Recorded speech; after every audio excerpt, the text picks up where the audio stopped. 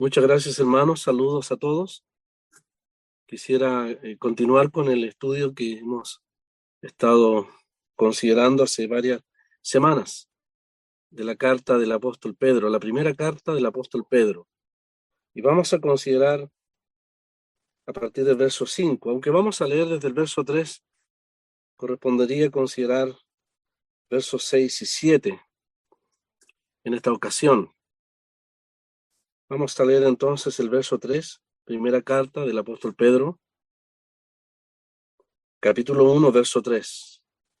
Dice la palabra: Bendito el Dios y Padre de nuestro Señor Jesucristo, que según su grande misericordia nos hizo renacer para una esperanza viva por la resurrección de Jesucristo de los muertos, para una herencia incorruptible, incontaminada e inmarcesible, reservada en los cielos para vosotros, que sois guardados por el poder de Dios mediante la fe, para alcanzar la salvación que está preparada para ser manifestada en el tiempo postrero, en lo cual vosotros os alegráis, aunque ahora por un poco de tiempo, si es necesario, tengáis que ser afligidos en diversas pruebas, para que sometida a prueba vuestra fe, mucho más preciosa que el oro, el cual, aunque perecedero, se prueba con fuego, sea hallada en alabanza, gloria y honra cuando sea manifestado Jesucristo, a quien amáis sin haberle visto, en quien creyendo, aunque ahora no lo veáis, os alegráis con gozo inefable y glorioso, obteniendo el fin de vuestra fe, que es la salvación de vuestras almas. Hasta aquí nomás, hermanos, la palabra del Señor. Siempre rogamos que Él la bendiga en nuestros corazones y, como bien ha dicho nuestro hermano Jorge, cada uno pueda tomar su porción de lo que ella puede hablarnos para cada necesidad puntual de cada creyente. Hemos venido considerando entonces a través de estas semanas esta preciosa carta que tiene que ver con el sufrimiento cristiano. Decíamos semanas atrás que Pedro había escrito esta carta en primer lugar para aquellos cristianos dispersos, aquellos llamados los expatriados, aquellos que estaban lejos de su patria, de su familia, del entorno del ámbito donde habían sido criados, nacidos, estaban lejos, sin garantías humanas, sin echar mano a lo que humanamente siempre se necesita. Estos expatriados o dispersos eran cristianos que estaban sufriendo por causa de su fe en Cristo. Y el Espíritu Santo tiene a bien entonces considerar la palabra de Dios para ellos. Es una carta para los que sufren. Es una carta que también nos advierte respecto, hermanos, a aquellos que somos avisados también en cuanto a la necesidad de las pruebas y de los tratos de Dios para con nosotros. Y decíamos que en tercer lugar es una carta que fortalece ciertamente la fe mucho más de aquellos que ya tienen experiencia en el sufrimiento. Es una carta realmente maravillosa. Los primeros 12 versos nos hablan del hecho de la gran salvación. Lo volvemos a repetir. Pedro, el pescador de Galilea, nos lleva a considerar la eternidad pasada cuando nos dice que hemos sido elegidos según la presencia de Dios. Nos lleva a considerar las bendiciones presentes de las cuales cantábamos, cuando nos dice que hemos sido rociados con la sangre de Jesucristo, ahí en el verso 2. Y a partir del verso 3 hasta el 4 ha mencionado el hecho de una herencia espiritual custodiada, reservada en los cielos para nosotros. Pedro no nos describe esa herencia, suponemos que debe ser todo el cúmulo de bendiciones que tenemos en Cristo y de todas aquellas cosas que podremos experimentar cuando estemos en los cielos. Qué bueno que está reservada en los cielos. Más que una sorpresa, será una admiración poder contemplar no solamente al Señor, que es la mayor riqueza que tenemos, sino el hecho de ser admirados por todo lo que nos vamos a admirar realmente de todo lo que el Señor tendrá reservado para nosotros. Custodiado, como los grandes tesoros, así custodiada está esa herencia que Pedro le ha llamado una herencia incorruptible, donde el pecado no puede dañarla. Le ha llamado incontaminada, donde la corrupción no puede dañarla. Y le ha llamado inmarcesible, donde el tiempo no la agosta, no la seca. El tiempo no la destruye. Es eterna en realidad, fresca por toda la eternidad, de la frescura de la vida que Dios nos ha dado en Cristo. Y está reservada en los cielos. Habla Pedro entonces de una herencia, habla de una esperanza en el verso 3, y en el verso 5 habla del poder. 3 elementos esenciales en la vida cristiana. En cuanto al futuro hay una esperanza. En cuanto al futuro también hay una herencia.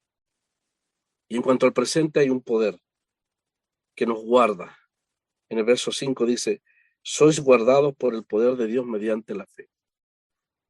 Dios nos ha hecho aptos por el nuevo nacimiento, por la purificación al ser rociados con la sangre de Jesucristo. Y nos está guardando, al igual como veíamos la ocasión pasada, en el ejemplo de Caleb, nos está guardando por el poder de Dios hasta introducirnos en los cielos, para el disfrute pleno de esa herencia espiritual. Claramente, Pedro está hablando aquí del aspecto también formativo de la salvación. Ha hablado del tema de la redención, de la elección, pero aquí en estos primeros versos, hasta el verso 7 por lo menos, habla del aspecto formativo de la salvación. Hay un aspecto donde Dios tiene todo el derecho de probarnos, todo el derecho de formarnos. Los que éramos piedras toscas, los que éramos material mezclado, oro y escoria, plata y escoria, o trigo con paja. Dios quiere limpiarnos, purificarnos, formarnos, ir impregnando en nosotros, ir perfilando en nosotros los aspectos más preciosos de la persona de su Hijo, que es el fin último del Señor, del propósito de Dios. Poder finalmente proyectarnos en la eternidad, en el disfrute de esa herencia espiritual, poderla disfrutar en la madurez, en la perfección de la persona del Señor. Todo lo que Dios esté formando en nosotros ahora, espiritual, moral, que pertenece a la nueva vida y que se asemeja al Señor, es lo que realmente vamos a llevar al cielo. Con eso vamos a disfrutar realmente de esta reserva, de esto que está reservado en los cielos. Por eso el poder de Dios nos guarda. Y creo que cada creyente puede dar fe, ya sea los más nuevos o los de más años, de que efectivamente el poder de Dios es el que nos ha sostenido hasta el día de hoy. Dice mediante la fe. Es que el creyente debe vivir en una relación de fe. A veces esa relación de fe puede ser débil o fuerte, pero cualquiera sea el caso, Dios se va a encargar de que esa relación de fe, esa confianza, se fortalezca cada vez más en esta experiencia terrenal que tenemos como peregrinos aquí en la tierra. Hay un aspecto del pasado entonces, Dios nos eligió, obedecimos al Evangelio, está nuestra responsabilidad, fuimos rociados con la sangre de Jesucristo. Allí no terminó la salvación. Allí comenzó una relación de hijos en relación a un padre. Y nuestro Padre entonces toma en sus manos la gran tarea de formarnos. De ahí entonces que, como dice Pedro, va a usar diversas pruebas con ese propósito. Nos va a formar a fin de que podamos, como he dicho, entrar en aquella gloria, en el disfrute de aquella herencia, semejantes al Señor. Y en esa expectativa entonces es que el creyente puede gozarse y puede tener la seguridad que el Señor va a cumplir realmente todas sus promesas. Los creyentes expatriados estaban sufriendo, estaban en incertidumbre. No sabemos si estaban en pobreza, en necesidad, claramente en aflicción. Las cosas terrenales en las cuales uno podía confiar se habían ido. Las circunstancias cambian. La situación puede cambiar de un momento a otro. Todos debemos saberlo. Pero hay algo que no cambia, jamás. Y Pedro lo insiste en estos 12 primeros versos. Y es que ellos tienen una salvación planificada en la eternidad, llevada a cabo en el presente, y que será consumada en el futuro, cuando entren en la gloria, cuando Jesucristo sea manifestado, dice Pedro. Pedro les dice también, y vamos, ojalá el Señor permita avanzar en estos textos más adelante, vamos a ver que las escrituras mismas confirman a los creyentes que sufren aquí en esta carta, a los expatriados, las escrituras confirman el hecho de esa gran salvación. ¿Qué puede animarnos? ¿Qué puede fortalecernos en medio de la prueba o la aflicción, sino la palabra de Dios? Es ella, usada por el Espíritu Santo, la que puede alentar al creyente. Le da convicción, le da fortaleza. Dios puede revelar el propósito de aquella prueba. Y si no, a través de su palabra, el creyente puede confiar implícitamente, sin cuestionamientos, a lo que Dios pueda estar haciendo en su vida. En la parte final, aún Pedro se atreve a decir que los ángeles anhelan mirar esto. Es decir, que la vida cristiana, a pesar de sus aflicciones, de sus sufrimientos y de todo el proceso formativo que Dios tiene sobre nosotros, finalmente la vida cristiana o la experiencia del creyente, dice Pedro, es una vida que los ángeles anhelan mirar o entender o comprender. Seguro que cuando usted, hermano, se convirtió y yo me convertí, hubo gozo en los cielos por un pecador que se arrepiente. Así dice la Biblia. Hay gozo delante de los ángeles de Dios por un pecador que se arrepiente. Pero también hay admiración, hay un anhelo angelical de comprender esto de pecadores salvados, limpiados, purificados, que tienen que enfrentar luchas mediante el poder de Dios, de pruebas, de aflicciones, victorias y batallas. Los ángeles, como en un teatro griego, como en un coliseo romano, como la arena de las grandes batallas, los ángeles parecen mirar desde el palco, desde la gradería, la experiencia de lucha, de victoria, y por qué no decirlo a veces de debilidad, de cansancio, de desánimo, pero finalmente de victoria de cada creyente. Anhelan mirar, anhelan comprender aquello. Decíamos que ellos jamás van a poder cantar Él murió por mí.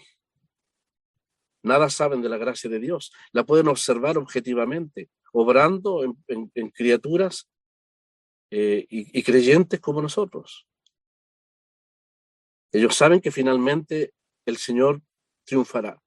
La vida cristiana se resume en un solo hecho, y lo dice allí el verso 8, cuando habla de alegría, de gozo inefable y glorioso.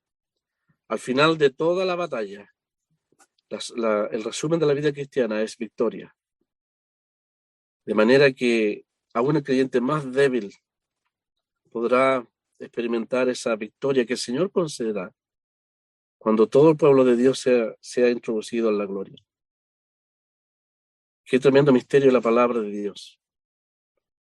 Los ángeles quisieran entender estas verdades, porque nada saben de la redención. Son instrumentos que colaboran en los propósitos de Dios para con nosotros. Así lo dice la carta a los Hebreos, espíritus enviados para servicio a favor de los que serán herederos de la salvación.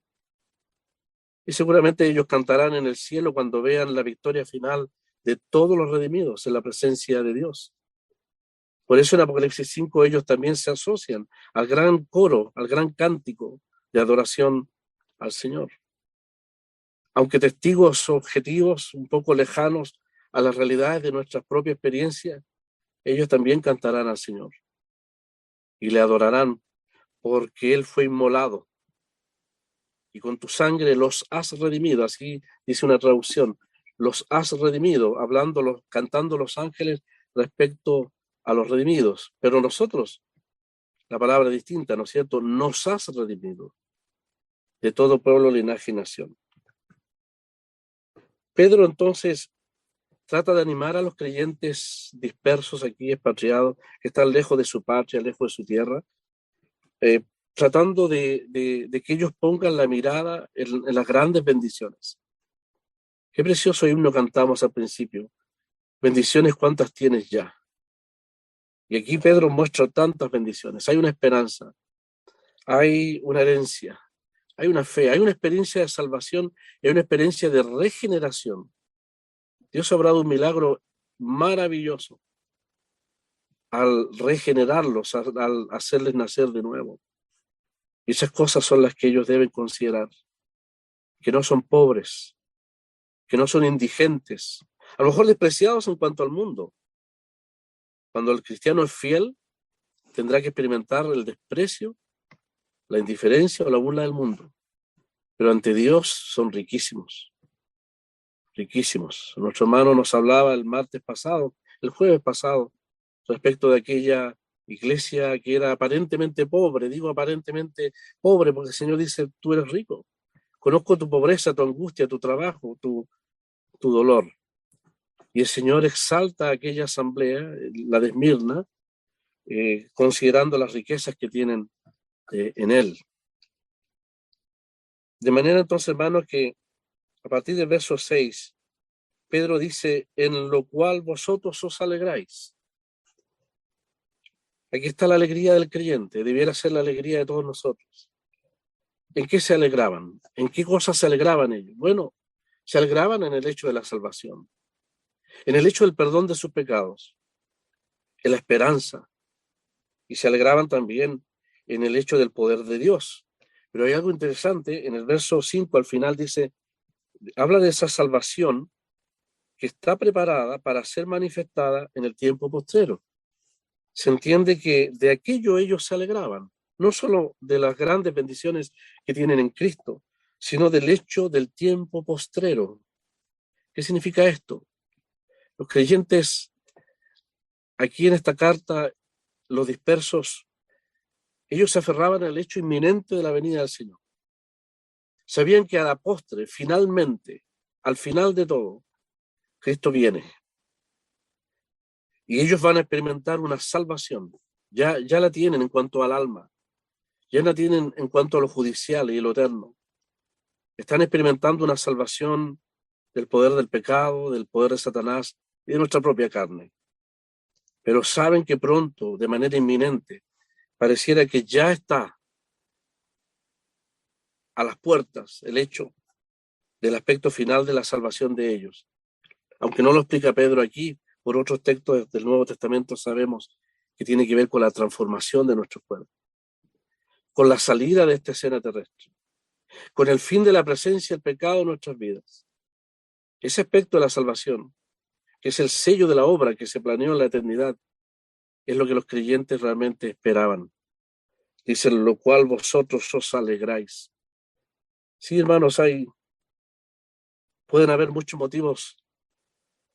Seguramente la experiencia de cada creyente a veces motivo de tristeza.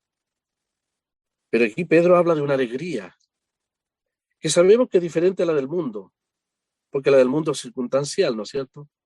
Pero la alegría en la cual Pedro se basa aquí es la alegría de la manifestación del Señor, de su revelación visible a los creyentes, primero a los creyentes a través del rapto, pero será una manifestación también visible al mundo. No solamente el Señor se presentará al mundo en juicio, en su segunda venida, sino que Él vendrá con nosotros. Y lo que los ángeles contemplaron en los cielos, lo contemplarán también aquí en la tierra, cuando vean la obra maravillosa de Dios a través de la iglesia. Ese aspecto de la salvación es aquel por el cual estos creyentes se gozan y se alegran. Sí, tenemos muchas bendiciones y muchas más, seremos testigos de muchas más de ellas cuando efectivamente el Señor venga, lo cual para estos creyentes era ahora. Ahí en el verso, si no me equivoco, en el verso 13, cuando habla, ceñid los lomos de vuestro entendimiento, sed sobrios y esperad por completo en la gracia que se os traerá cuando Jesucristo sea manifestado. Pedro está diciendo que vuestra esperanza sea firme hasta el final, dice. Y esperad, dice, por completo, ahí está la esperanza firme en la gracia, y esta gracia es una forma más de expresar la venida del Señor. La gracia que se os traerá cuando Jesucristo sea manifestado. La expresión ahí, se os traerá, significa que es una gracia que ya viene, ya está a las puertas, es inminente. No, el creyente que sufre, en este caso los dispersos, y cualquier creyente en la actualidad, no proyecta el catalejo de la fe siglos más adelante o un año más adelante, lo proyecta ahora, está a las puertas, parece estar de camino el Señor a venir a buscar a los suyos. Pedro enfatiza la inminencia de la venida del Señor, y en esa inminencia es que los creyentes también se gozan. Y el hecho de la inminencia de la venida del Señor, de tan grande bendición, que Pedro aquí le llama la gracia, la manifestación del Señor, la herencia que Dios reserva, eso les anima de tal grado que aún las aflicciones que ellos están pasando pierden intensidad. No que pierdan valor, porque toda aflicción tiene valor. Pierden intensidad al punto de ya no desesperarlos, o no desorientarlos, o no desanimarlos. Porque si está a la vista la venida del Señor, ciertamente van a considerar esas aflicciones pasajeras, como el apóstol Pablo nos enseña también en la carta a los Romanos. Dice en el verso 6, en lo cual vosotros os alegráis, aunque ahora, por un poco de tiempo. Y esta expresión un poco de tiempo se contempla en relación a la venida del Señor. Vuelvo a insistir que si la venida del Señor es inminente, si el Señor está a las puertas, si Él viene ya, con todas las grandes bendiciones, lo que tan hermosamente Pedro llama la gracia que se os manifestará, ciertamente toda aflicción de ellos se transforma en algo pasajero, algo efímero. Pedro le llama un poco de tiempo.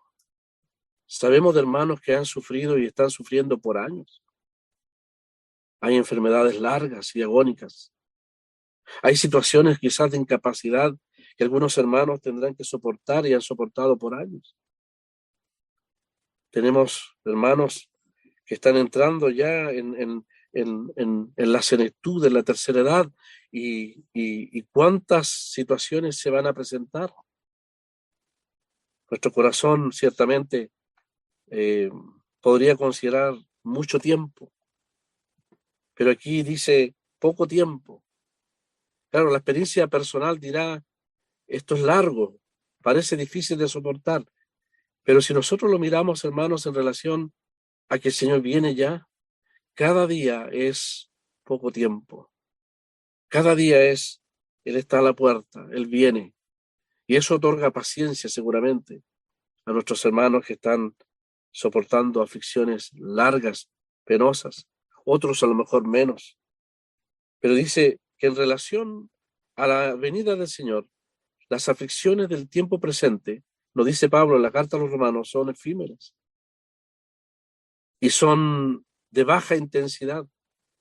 Esta efímera, dice, y pequeña tribulación no se compara con la gloria, dice en la carta a los Romanos, que habrá de manifestarse con nosotros cuando el Señor venga. Por eso Pedro entonces dice, aunque por un poco de tiempo, este es el tiempo de Dios. Es el tiempo de Dios que mira las cosas en su aspecto general y mira el resultado final. Nuestra debilidad humana puede llevarnos al cansancio. Una prolongada prueba o intensa prueba puede llevarnos al desánimo. Pero Pedro apela aquí a la confianza de los creyentes.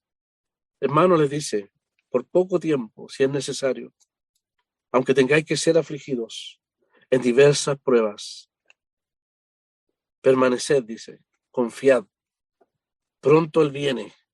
Que la expectativa de la venida del Señor les anime. No importa los años o los días, que muchas veces que humanamente contamos, y a veces el anhelo del corazón humano de querer ser libre de toda aflicción. Pedro apela al hecho de que es poco tiempo. A la luz de la eternidad es poco tiempo.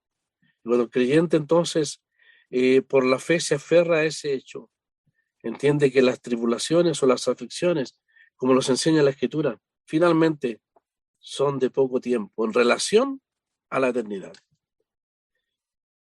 En relación a la eternidad son leves, momentáneas y leves en relación a la eternidad. Por lo que Pablo habla del eterno peso de gloria.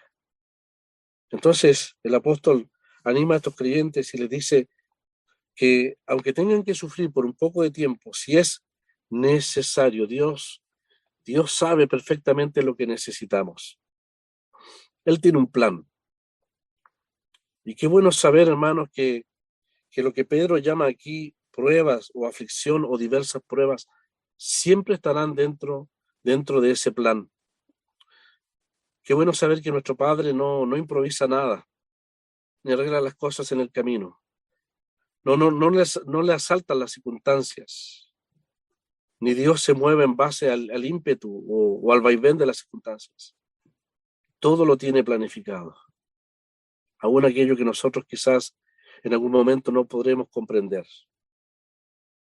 Pedro nos afirma aquí claramente que si hay una prueba, una aflicción, es parte de lo que Dios ha considerado necesario. Quizás no tengamos la respuesta acá. Hay un hermano que nosotros conocemos en el sur de Chile, no voy a mencionar su nombre, fuimos testigos del gran accidente que ellos sufrieron y cómo una de sus hijas partió, entiendo yo, a la eternidad. Y toda una familia de creyentes pereció. Y cuando uno le pregunta si él busca realmente que el Señor le muestre el propósito, siempre él dice, la verdad es que ni siquiera me he planteado la posibilidad de preguntarle al Señor cuál es el propósito. Él lo revelará en el futuro. La palabra nos enseña entonces es a confiar que lo que Él permite, todo lo que Dios permite, cantábamos en el himno, obra para nuestro bien. Por eso Pedro anima a los creyentes al hecho de la fe. Va a encomiar la fe, Dios va a encomiar la fe. Es decir, más que alabar, a veces el término alabar cuesta entenderlo, aunque está en la Biblia, es una manera en que Dios se encomia, en que Dios aprecia, en que Dios valora la fe del creyente en medio de la prueba. Si es necesario, dice, tengáis que ser afligidos en diversas pruebas. Esta expresión, diversas pruebas, tiene que ver con distintos propósitos. Hay pruebas de distinta intensidad. Hay distintos medios o maneras que el Señor usa para probarnos, para educarnos en realidad, para enseñarnos, para formarnos. No sé si vimos la lista de los oficios al principio de estos estudios, pero veíamos que hay una larga lista de oficios que Dios usa para precisamente formarnos.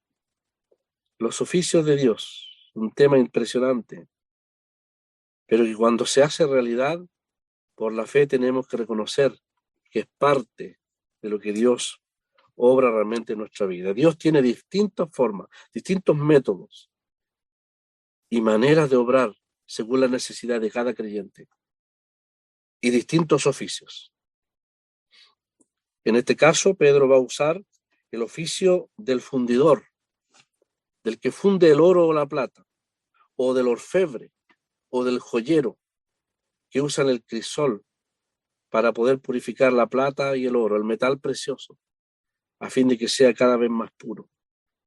En otras partes de las Escrituras, la Biblia habla de oficios como, o rol como el de padre. Hebreos 11:12 nos enseña que Dios es nuestro Padre, el mismo que nos engendra es nuestro Padre.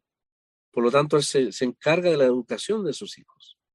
Y como padre usará la disciplina formativa o correctiva. A diferencia de la mentalidad del mundo hoy en día, la Biblia habla de que el Señor azota a todo aquel que recibe por hijo. Él no tiene dudas en disciplinar y formar el mejor carácter, los mejores valores, las mejores costumbres, las mejores virtudes en cada uno de sus hijos. También el Señor es maestro. De ahí viene la palabra prueba. Nosotros todos que hemos estudiado en alguna institución o ya sea en colegios, sabemos lo que significa prueba. La prueba es un examen para ver cuánto hemos avanzado y cuánto hemos aprendido. Y a veces nos va mal en las pruebas y tenemos que esforzarnos. Ninguna prueba es de alegría, dice la Escritura. Es un proceso a veces difícil, penoso. Pero cuán importante es aprobar en los propósitos de Dios, en la escuela de Dios. El Señor es fundidor, es orfebre, es maestro. Él les enseñó a los discípulos a navegar en las tormentas. Les enseñó que su presencia en medio de las tormentas era suficiente razón para tener serenidad, para tener confianza.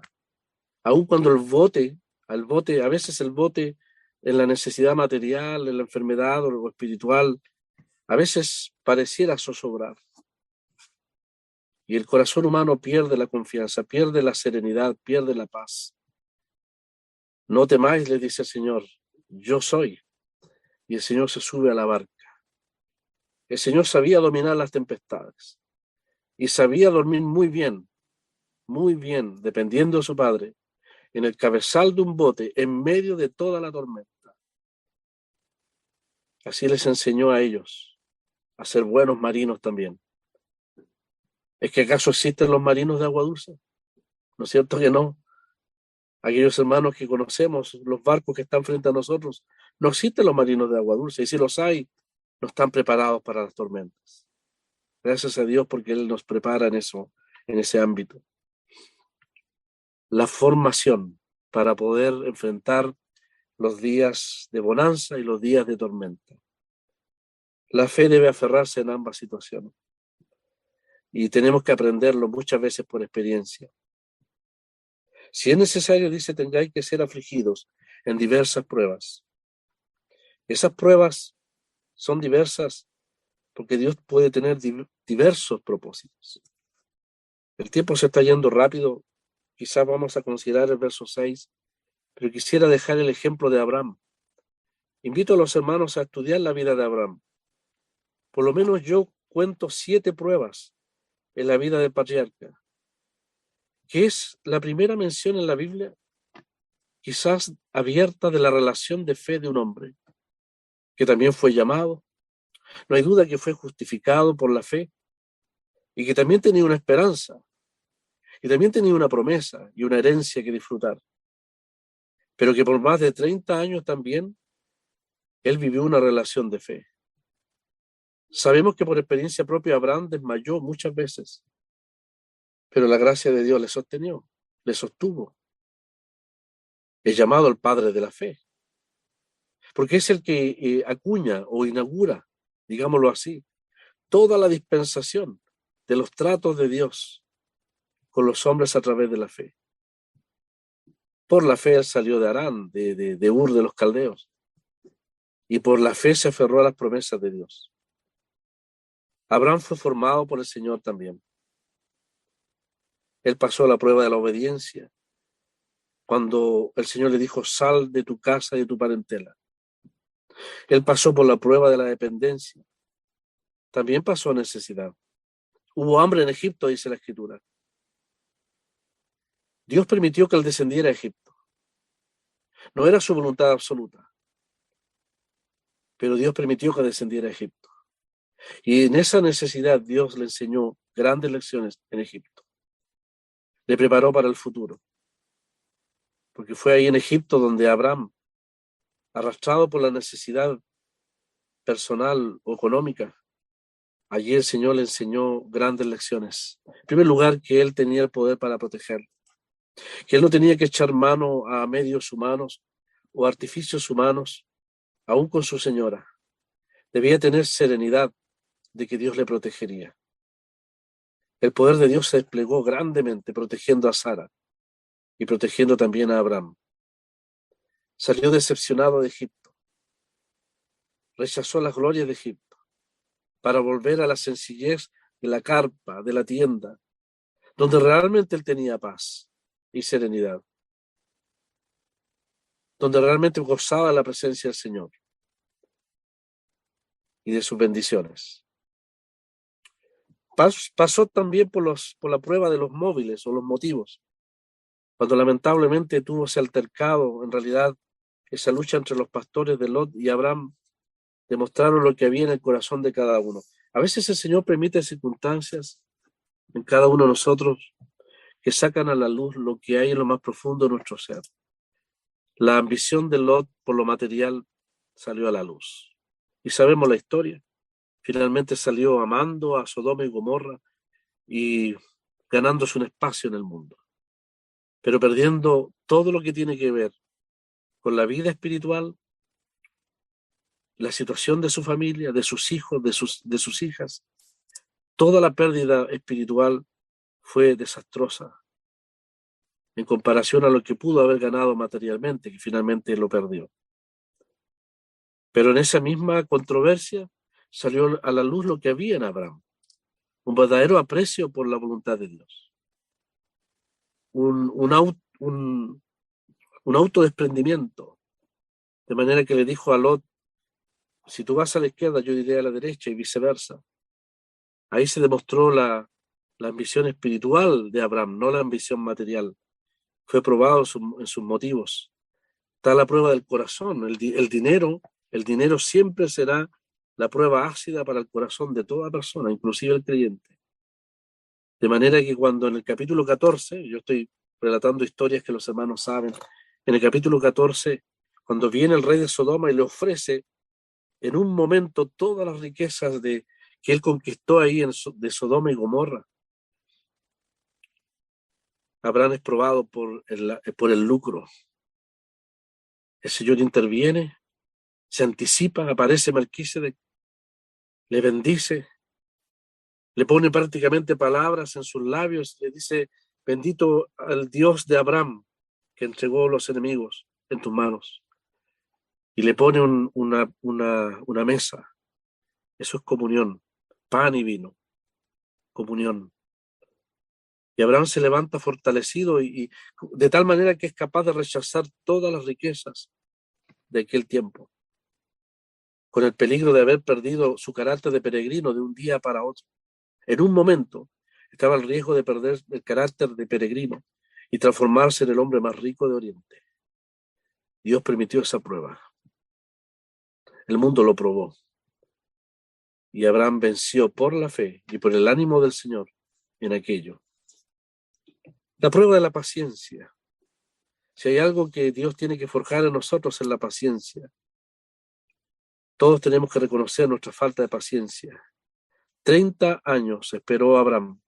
Aquí tengo más o menos una lista. A los 75 años salió de Ur. A los 86 años nace Ismael. 10 años después, decae en su paciencia, decae en su confianza. La espera parece muy larga para nuestra carne. Y finalmente accede a la petición de su señora y engendra entonces un hijo en la esclava, con todas las consecuencias que eso significa. A los 86 años. Al año siguiente, entiendo yo, al año siguiente, le aparece el Señor y le dice, yo soy el Dios todopoderoso, o yo soy el Dios todo suficiente. Y el Señor le enseña a Abraham, el hombre de fe, a confiar más y a esperar más en él. A los 100 años, cuando todas las posibilidades humanas estaban perdidas, la matriz de Sara no hay forma de engendrar, de concebir. A Abraham, un hombre ya casi muerto, dice la palabra. Pareciera que todas las esperanzas se terminan. Es increíble, hermanos, que Dios a veces permite en nuestras vidas llegar al punto de nuestra total incapacidad, de nuestra total indigencia y de nuestra total impotencia para recién manifestarse con todo su poder. Qué grande es lo que Dios puede hacer en nosotros. Dios lleva al límite de las cosas. ¿Para qué? Para que la gloria sea para Él, por supuesto. Para que el poder de Él se manifieste. El poder de Dios muchas veces no necesita nuestro aporte.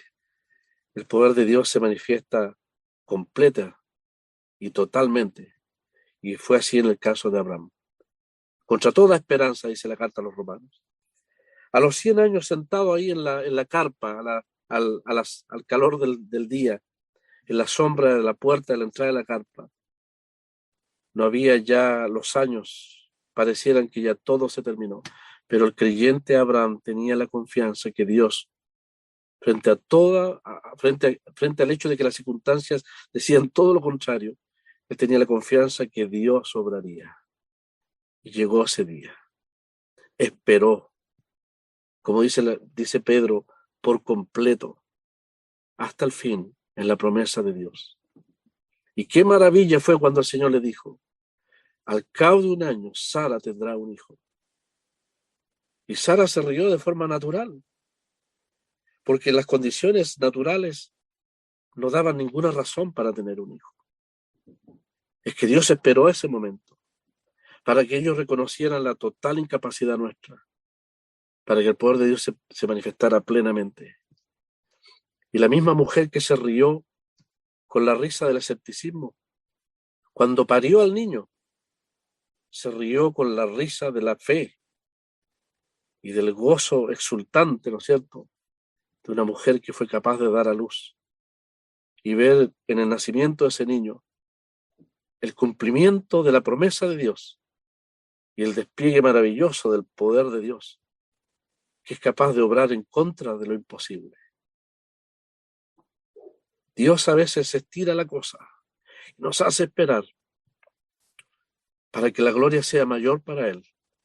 Y hermanos, al igual que Sara, el gozo sea más pleno también en nosotros. 25 años de espera fue la última prueba, ¿no es cierto? Y la prueba final, la prueba del renunciamiento, cuando el Señor le pide que sacrifique su propio hijo.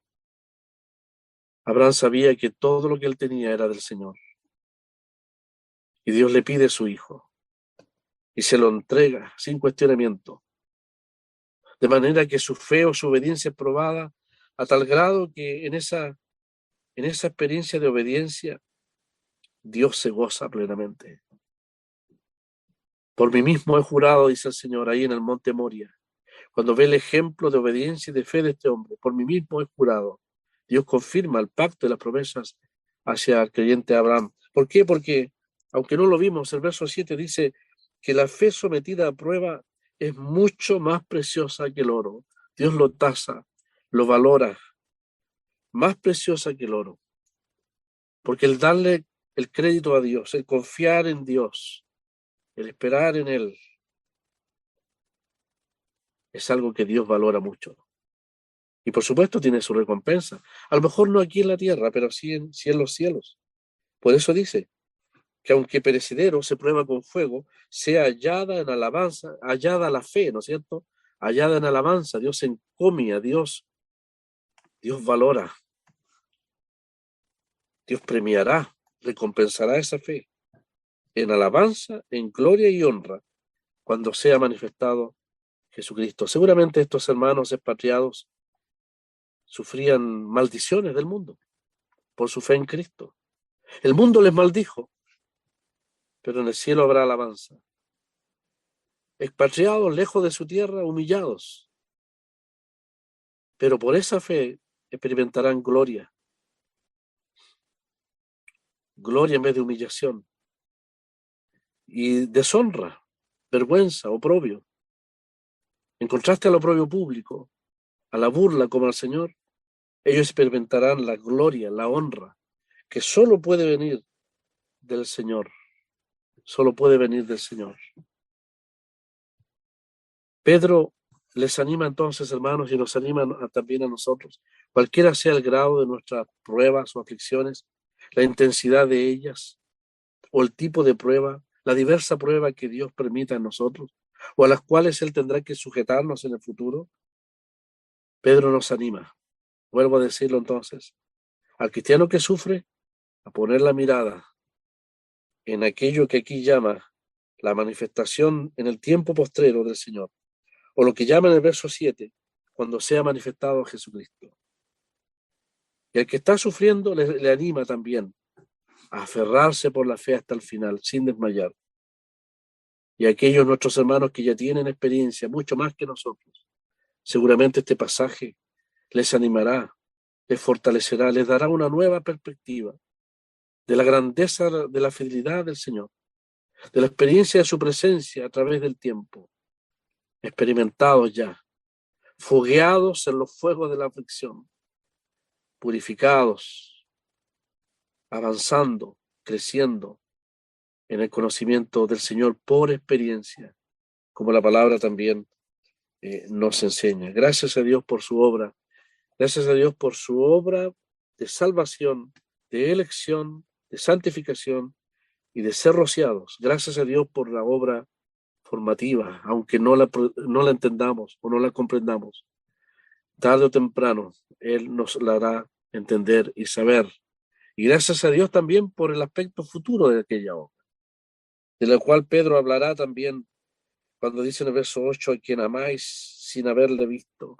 Mire cómo Pedro también encomia la fidelidad de estos hermanos. Están sufriendo, algunos seguramente desanimados, algunos entristecidos, otros en victoria, pero finalmente Pedro no usa palabras de crítica ni censura. Dice, vosotros hermanos, a pesar de la prueba, amáis al Señor.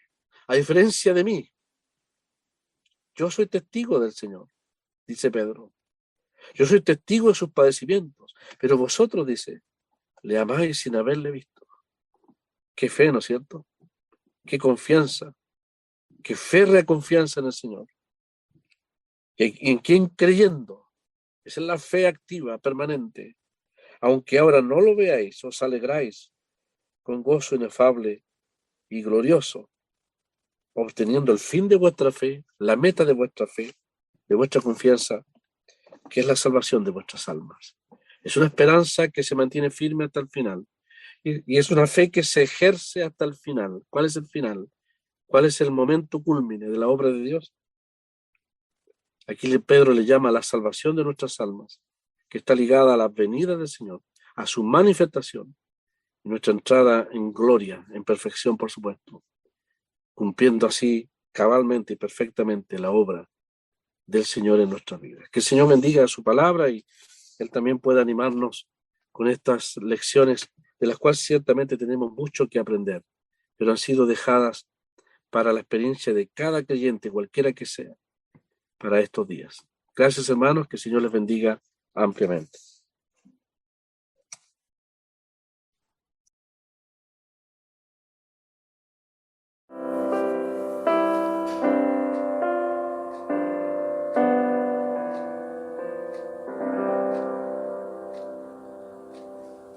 Dispón por mi Señor la vía y seguiré,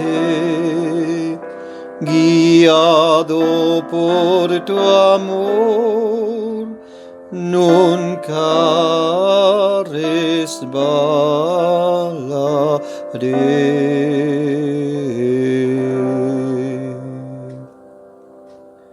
Por buen camino mal, si me conduce a ti, la roca o cenagal, igual es todo a mí.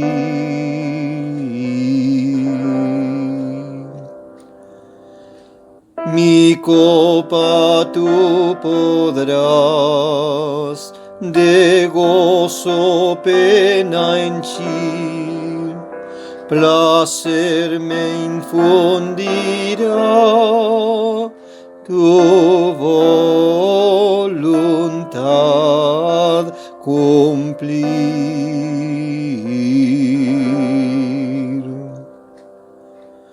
No quiero yo elegir, elige tú por mí la senda en que debo ir en mi carrera aquí.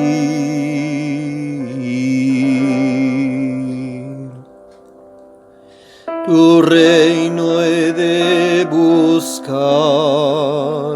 con todo mi poder, contigo debo andar para ir tu rostro a ver.